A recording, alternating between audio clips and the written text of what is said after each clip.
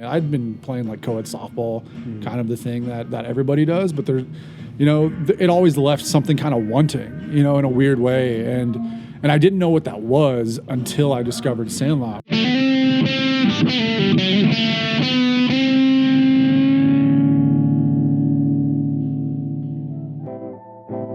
That's Nick Fowler of the South Austin Parakeets talking about his introduction to Sandlot. Welcome to Sandlot Social Club. I'm Adam, your host.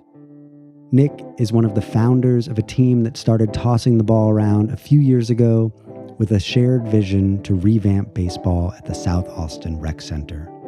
We met up on an extra chilly day at King Bee, one of my favorite East Austin bars, to talk about those plans and some of the lessons he's learned in the process of starting a Sandlot team, from branding to playing mantras.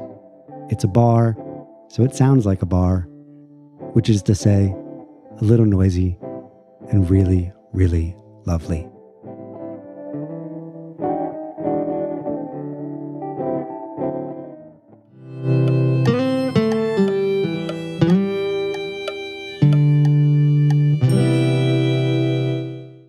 This Instagram account pops up and it's South Austin, it's like South Austin Sandlot or something like that.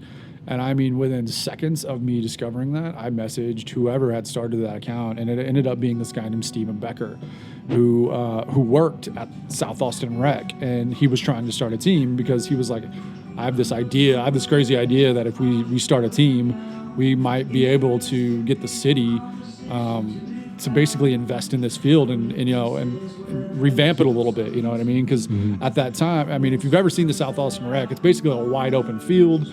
There's a running track that's around it now, but that was kind of the goal. And so, I connected with him.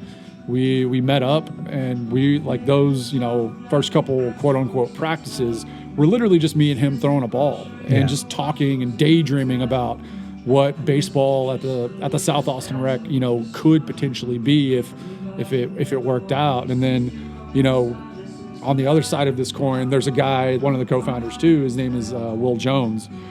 We had kind of joined forces, and he had brought out like a ton of people, and we had met up to practice a couple times, but it just kept growing and growing and growing. Yeah. So it's like one week I'm throwing with Steven, the next week there's like 5 of us, and then we don't practice for 2 weeks, but then the next time we come out there's 15, and then some of the best memories I have of some of the guys on the team, like there's this guy named Brandon. There's a lot of guys that on our team like live in the area, but they all walk to the field. That's nice. And I swear to God, I mean, it was like a Field of Dreams moment. I look out there one day and I see Brandon with a bat and a glove on his shoulder just walking to the field, like just walking, emerging from the woods that exists out there. And so I mean, that was more or less kind of the start of it, to say the least, and how the Keats got started. The Keats are as nice to look at as they are fun to play against, and some credit for that certainly goes to their twist on baseball style. This logo that I'm wearing, which is like the skull and crossbones, this wasn't supposed to be like a perennial thing. We have like another logo that's more similar to the St. Louis Cardinals logo. So it's like a parakeet on a bat, it says South Austin Parakeets on it. But the first year that we had gotten started, we had a bunch of questions, from just like friends and family and people close to the Keats that were like, we want merch, and we want to like support you guys and do that whole thing. And so, our first real season was 2019, because we had gotten our start like summer of 2018. And so, I had reached out to this guy named Evan Wansbro, who had developed all of the logos for East Van baseball. Okay. And so that was like, I had seen all of his like logo like designs, and I mean, if you've ever seen East Van stuff, it's phenomenal. Yeah, cool. I mean, the stuff that he does is rad. And so I had reached out to him about potentially doing just kind of like some one-off designs for like just a merch thing. That was it. Like, that's all I really was looking to get out of it. And then it just, we had kind of thrown around some ideas for like what we wanted. And like the inspiration, I guess, behind the logo was like, what would it look like? And what I kind of jumped the gun on this, but like, it was like, I had always wanted like a mascot, like a Keats mascot, right? Like the Orioles O or something like that. And like, cause like that was served somewhat as the inspiration for kind of where my mind was at the time. But then I like took it a step further like an idiot. And I was like, well, what would that look like if he were dead? Or what would it look like if it was like, you know, like a Halloween version where he's wearing like a Halloween mask, you know what I mean? And I think if you're doing any sort of brainstorming of any kind, any subject, you should always ask the question, what would it be like if it were dead? yeah, exactly. Being someone who kind of got this stuff up and running, I've noticed this. I'm sure you've noticed this too. There's interest. Like there are people seeing stuff on Instagram. They're seeing stuff in other cities, in other towns, and they're saying, "I want to do this. You know, I want to get something together like this."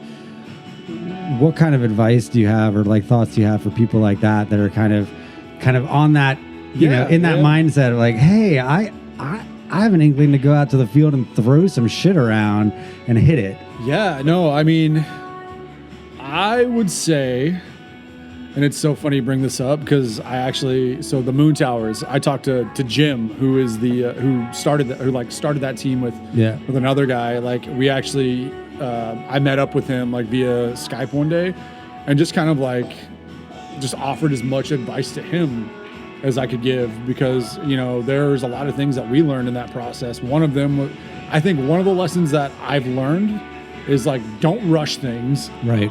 Just let it happen, and you know, let the chips fall where they may. Especially when it comes to like branding or uniforms, don't rush anything. Just play. Just go out there and play, and really work on who's going to be that core foundation of players. Nick and I both used to play baseball as kids. Him quite competitively down here in Texas, and me less so in the somewhat drier baseball Northeast. So of course, we got to talking about how it feels to be playing the game now as adults after such a long time away. What's the difference in feeling for you when you're playing now than when you used to play? I don't hate it. But I will say the thing that somebody told me, and I never thought about this until I started playing Sandlot baseball, is like, you know, we used to play these tournaments in high school, and it was usually kind of like a hodgepodge group of like people from, you know, my hometown. And, you know, this was around the time when select was, you know, and still is, but like select ball was like really, really big, right? And I remember somebody telling me like, dude, you play so much better when your dad isn't here. And I kind of brushed it off, and I was like, well, yeah, I mean, I can relax. And that was a big part of it, right? I didn't realize how much pressure that I felt with him there kind of thing. And I know that sounds really bad, but it's true, because when I think about the reasons that I love Sandlot, there's no pressure to quote unquote perform, because it doesn't fucking matter. Right. Your stats don't matter. What matters is that you're enjoying yourself. It's the whole point of this is to enjoy it like you did when you were a kid. You know what I mean? And that to me is what I love about it the most. I love that about Sandlot too. And so I asked Nick if he could capture that perspective shift in some words of advice or playing mantras. Probably, and this is kind of a cliche, but the look good, feel good, play good. You know what I mean? Or play decent. I want to look good too. Yeah. I'm going to add that to my mantra. I like that. Look good. I feel like for me, especially at this point in time, it's like I just want to look cool in my uniform. Yeah.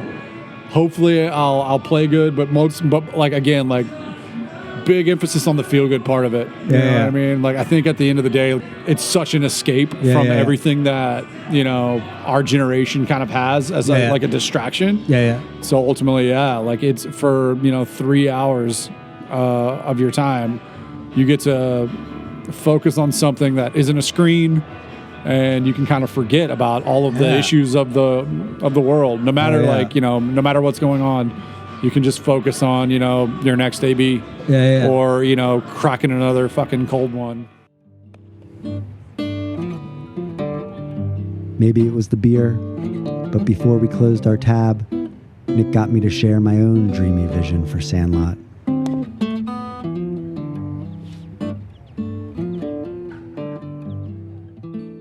Every town should have a baseball game happening in it.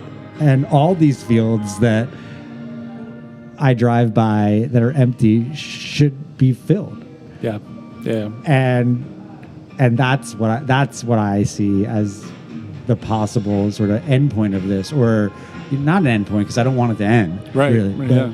you know, and I know that sounds kind of like grandiose in a way of Not at like, all, man. let's fill up every baseball field in America with Yeah, people. no. But like, I think that's a great place to want to end up. And even if you don't kind of get there, you're going to do some pretty awesome shit along the way.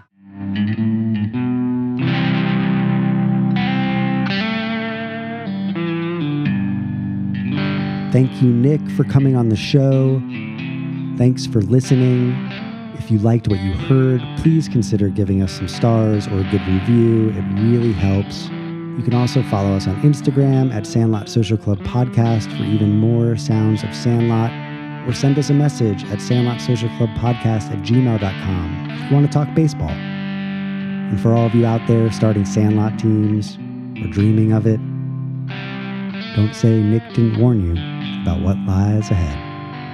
I've been like Frankenstein ever since. Like just running around, like spreading the gospel of it. Yeah.